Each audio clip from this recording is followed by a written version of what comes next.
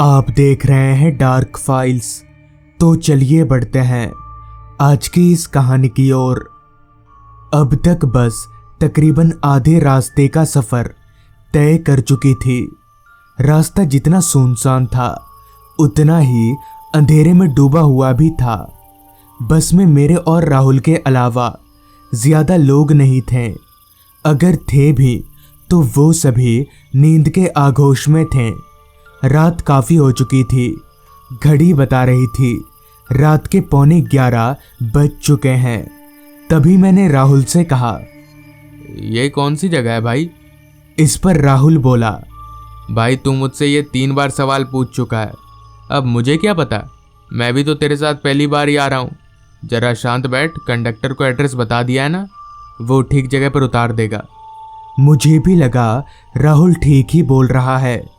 जिसके बाद मैंने थोड़ी राहत की सांस ली और आंख बंद करके सीट पर पड़े पड़े ही सोने की कोशिश करने लगा। अभी मैं सोने की कोशिश कर ही रहा था कि तभी बस रुकी और मेरे कंधे पर एक हाथ के साथ ही साथ एक आवाज आई, ओ भाई साहब चलो आगे आशिमपुर, उतरना नहीं है क्या? आवाज सुनकर मैं फट से उठकर खड़ा हो गया। मेरे साथ ही साथ राहुल भी उठा और हम दोनों अपना सामान लेकर बस से नीचे उतरने लगे। मैंने सोचा एक बार कंडक्टर से ही पूछ लेता हूँ कि पटोलिया का जंगल किधर है, जिस पर मैंने कंडक्टर से कहा, भाई साहब आप बता सकते हैं ये पटोलिया का जंगल किधर पड़ेगा? इस पर कंडक्टर बोला, माफ़ करिएगा भाई साहब, मुझे नहीं पता, आप किसी और से पूछ लीजिएगा। कंडक्टर से ना में जवाब पाकर हम दोनों बस से नीचे उतर गए और हमारे उतरते ही बस भी वहां से निकल गई। उस काली अंधेरी रात में उस रास्ते पर हम दोनों के अलावा तीसरा कोई शख्स नजर नहीं आ रहा था। तभी राहुल बोला, यार यहाँ तो कोई दिख ही नहीं रहा, हम पटोलिया का जंगल तक कैसे पहुँचेंगे? इस पर मैंने बोला, अब आगे चलकर देखते हैं, यहाँ खड़े खड़े तो कुछ होगा नहीं, चल। इतना बोलकर हम लोग उसी रोड को पकड़कर आगे बढ़ने लगे। मगर उस सीधे रास्ते पर जहाँ तक मेरी नज़र जा रही थी सिर्फ खामोशी और अंधेरा ही नज़र आ रहा था। इतना खाली रास्ता हम दोनों, खासकर मैं, पहली बार देख रहा था, क्योंकि शहर में तो रात भर गाड़ियों के आने जाने का सिलसिला लगा रहता है, जिसकी वजह से ऐसा नज़ारा कभी भी देखने को नहीं मिलता। बहुत देर चलने के बाद भी जब हमें कोई आदमी नहीं मिला तब हम लोग एक दिशा निर्देशक बोर्ड के उल्टी तरफ लदकर खड़े हो गए। हम बहुत थक चुके थे। एक तो हमारे हाथों में भारी भरकम बैग थे और दूसरा ये कि हम बहुत चल चुके थे। तभी राहुल थोड़ा खिसियाते हुए बोला, भाई छोड़, अब कहीं नहीं जाना, चल घर वापस लौट जाते हैं। इस पर मैंने कहा, पागल वागल तो नहीं हो गया तू? इतनी दूर जब आ ही गए तो उदय से मिलकर ही जाएंगे। पता नहीं इस उदय के बच्चे को क्या चुल मच गई जो उसने इस जंगल में घर ले लिया। इतना बोलकर मैं सीधा खड़ा हुआ और बोर्ड के जिस तरफ लिखा हुआ था उधर पलटा तो उस बोर्ड पर लिखा हुआ था पटोलिया का जंगल 2 किलोमीटर और साथ ही साथ रास्ते के बगल में जंगल की तरफ इशारा करके एरो भी बना हुआ था। उस बोर्ड को देखकर मेरी सांसों में सांस आ गई और मैंने वो बोर्ड राहुल को दिखाया। उस बोर्ड को देखकर राहुल भी बहुत खुश हुआ और हम लोग रास्ते के किनारे उन जंगलों की ओर आगे बढ़ने लगे। अब आगे बढ़ते हुए हमें थोड़ा अच्छा लग रहा था, क्योंकि अब हम सही रास्ते पर चल रहे थे। जंगल के अंदर रात कीड़ों की आवाज़ें हमारे कानों में लगातार आए जा रही थी। वो बहुत घना जंगल था। बड़े बड़े पेड़ों की वजह से चांद की रोशनी भी ठीक तरह से उस जंगल में नहीं पहुंच पा रही थी। तभी राहुल बोला, भाई ये उदय ने इस घने जंगल में घर कैसे ले लिया? वो तो भूतों से बहुत डरता था, यहाँ कैसे रहता होगा? बड़ा अजीब सा नहीं है यहाँ पर कुछ? जिस पर मैंने कहा, बात तो तेरी सही है, अजीब तो कुछ मुझे भी लग रहा है। अब हम दोनों को उस जंगल में चलते हुए काफी वक्त हो चला था, मगर अभी तक ना तो हमें कोई घर दिखा था और ना ही कोई इंसान। समझ नहीं आ रहा था आखिर उदय का घर है तो है कहाँ। पटोलिया के उस घने जंगल में अभी हम दोनों चल ही रहे थे कि तभी मुझे ऐसा महसूस होने लगा जैसे हमारे अगल बगल में लगे पेड़ अपने आप ही हिल रहे हों। शायद ये बात अब तक राहुल भी नोटिस कर चुका था, तभी तो वो भी मेरी ही तरह उन पेड़ों को घूर घूर कर देख रहा था। इतने में ही राहुल बोला, भाई ये सारे पेड़ ऐसे हिल क्यों रहे? इस पर मैंने कहा, पता नहीं यार, अभी तो हवा भी नहीं चल रही। ये जगह मुझे कुछ ठीक नहीं लग रही है, जल्दी निकल यहाँ से। इतना बोलकर ही हम दोनों ने अपने चलने की रफ्तार बढ़ा दी और तेजी से उस जगह को पार करने लगे। मगर हम जितना आगे बढ़ रहे थे, जंगल में लगे सारे पेड़ मुझे हिलते हुए ही नजर आ रहे थे।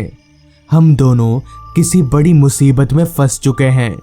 ये अंदाजा लगते ही हम दोनों ने चलना छोड़कर दौड़ना शुरू कर दिया।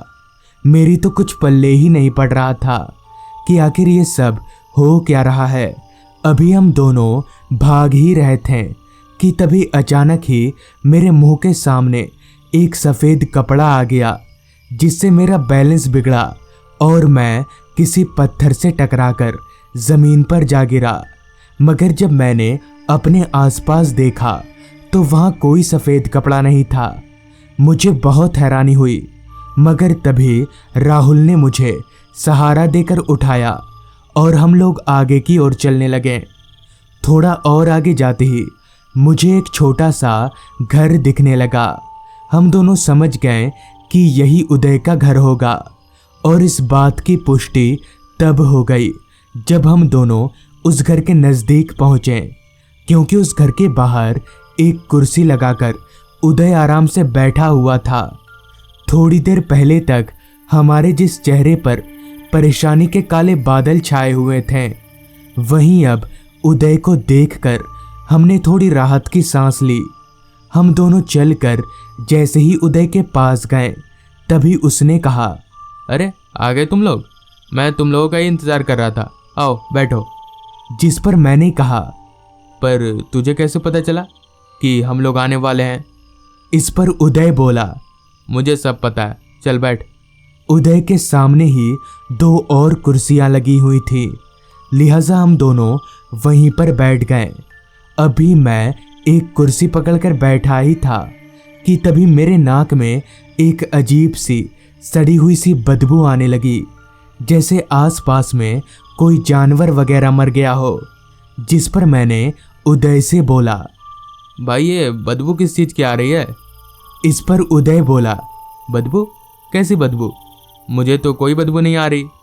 तभी राहुल बोला, नहीं भाई, कोई बदबू तो आ रही है ज़रूर। मैं मुर्दाघर में काम करता हूँ और ये बदबू किसी लाश जैसी है। तभी उदय बोला, अरे वो सब छोड़, इतनी दूर से तुम लोग ये सब बात करने आए हो? इस पर मैंने कहा, अच्छा भाई उदय, तू यहाँ अकेले कैसे रह लेता है? डर नहीं लगता तुझे? इस पर उदय बोला, डर नहीं, डर नहीं लगता। इस पर राहुल उदय से बोला, वाह, तू तो बड़ा बदल गया यार, पहले तो तू बहुत डरता था। इस पर उदय बोला, मैं नहीं डरता, पर मेरे इस घर में रहकर तुम लोग डर जाओगे, क्योंकि मेरे घर के उस तरफ एक कब्रिस्तान है जो मेरे घर की खिड़की से नज़र आता है। तुम लोग उस खिड़की के पास 5 मिनट भी नहीं बैठ पाओगे। उदय की सारी बात सुनकर मैंने कहा, तू हमें डरा रहा है? ये काम तो हम दोनों अकेले जाकर भी कर सकते हैं। इतना बोलकर अभी मैं उदय के घर की ओर जा ही रहा था कि तभी उदय ने पीछे से मेरा हाथ पकड़ते हुए कहा, रुक, ये टॉर्च ले जा, तेरे काम आएगी। उदय का हाथ बर्फ की तरह ठंडा था, जो मैंने अपने हाथ पर साफ महसूस किया, मगर किसी जिंदा इंसान का हाथ इतना ठंडा कैसे हो सकता है। खैर मैंने उदय से बैटरी टॉर्च लिया और उस घर की ओर आगे बढ़ने लगा। बैटरी टॉर्च जलाकर मैं घर के दरवाजे पर पहुंचा, जो कि बस ऐसे ही बंद था। मैंने उस दरवाजे को खोला और अंदर दाखिल हुआ तो वो सड़ी हुई सी बदबू और तेज हो गई, जैसे वो बदबू इसी घर में से आ रही हो। खैर अपना नाक दाबकर अभी मैं आगे चल ही रहा था कि तभी मेरे चेहरे से कोई चीज टकराई। मैंने जब टॉर्च की लाइट को सामने की तरफ किया तो मैं दंग रह गया, क्योंकि अभी अभी जो मेरे चेहरे से टकराया था वो कुछ और नहीं बल्कि एक इंसानी शरीर का पैर था। वो शरीर फांसी से लटक रहा था। मैंने जब अपनी टॉर्च की लाइट को उस लाश के ऊपर अच्छे से मारकर देखा तो मेरी चीख निकल गई, क्योंकि वो लाश किसी और की नहीं बल्कि मेरे दोस्त उदय की थी। मेरी चीख सुनकर राहुल भागकर मेरे पास आया। उस लाश को देखकर राहुल भी हक्का बक्का रह गया। उस लाश को देखकर अभी हम उस घर से निकलने के लिए पीछे मुड़े ही थे कि तभी अचानक ही हमारे सामने उदय आ खड़ा हुआ। उदय को अपने सामने पाकर हमारे डर की कोई सीमा ना रही। हमें समझ नहीं आ रहा था कि अब क्या करना चाहिए, मगर तभी उदय बोला, मैं तुम दोनों को कुछ नहीं करूँगा, क्योंकि तुम लोग मेरे सच्चे दोस्त हो। जाओ, चले जाओ यहाँ से, ये जंगल ठीक नहीं है। इतना बोलकर उदय वहां से गायब हो गया और साथ ही उसकी लाश भी। फिर हम दोनों उस जंगल से बाहर निकल गए, मगर उदय की मौत कैसे हुई और उस रात वो सब क्या था, ये किसी को भी आज तक समझ नहीं आया।